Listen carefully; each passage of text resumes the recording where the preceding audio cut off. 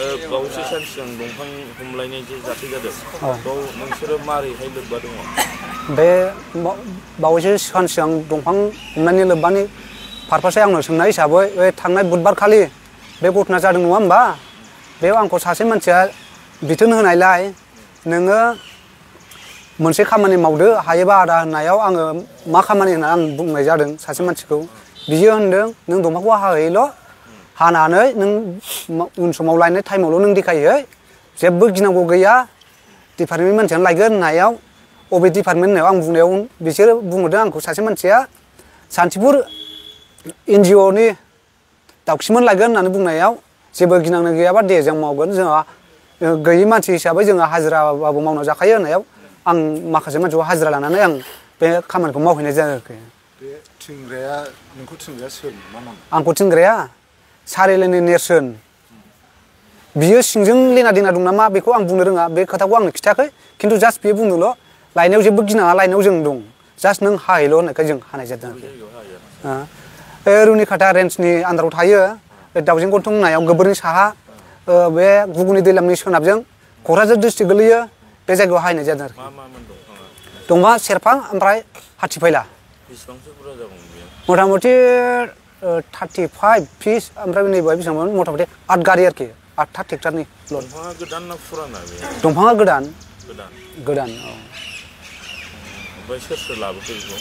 बेखौ लाबोनायावहाय गाव जाय मानसिया आंखौ बिथोन हरदों बे मानसिया गाव थाङाखै सासे मानसि थांदों बे मानसिया आंखौ देखायनो थिननायाव माने आंबो लेबारसो थिनहरनाय नालाय आं बे सासे मानसि थांग्राखौ आङो लेबार हमनो थिनहरदों बे मानसिया देखायनानै सानसेखालि फार्स्ट नुबोयैयाव सेकेन्ड टाइमाव नायबावनानैहाय बिनि अखानायै बिसोरो सानथाम थानानै लायदों आरोखि बे मालखौ।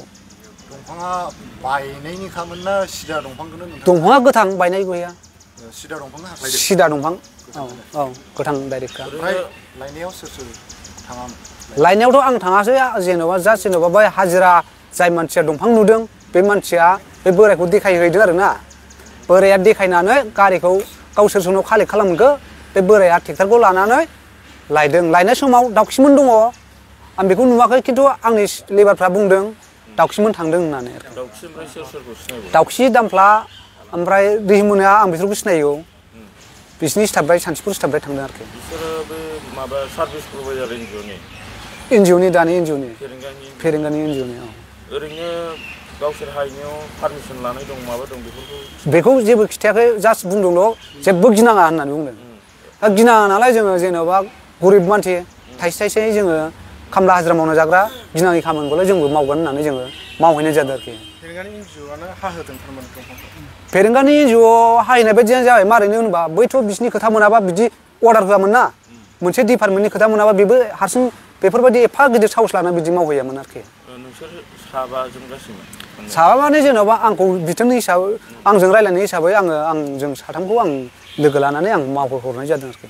बेसेबांनि माबा जमान जानायामोन फैसाया हाजिराया? फैसाया जेन'बा टिपआव 5000 खरै। औ। दा मोनजोब्बाय फैसाखौ? फैसाखौ मोनाखै।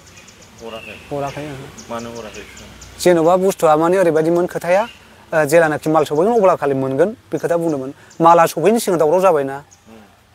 ओरैनो सिगां समाव नोंखौ बिसोरो थिनखादोंमोन नामा? गैया सिगां समाव गैया जेबो गैया।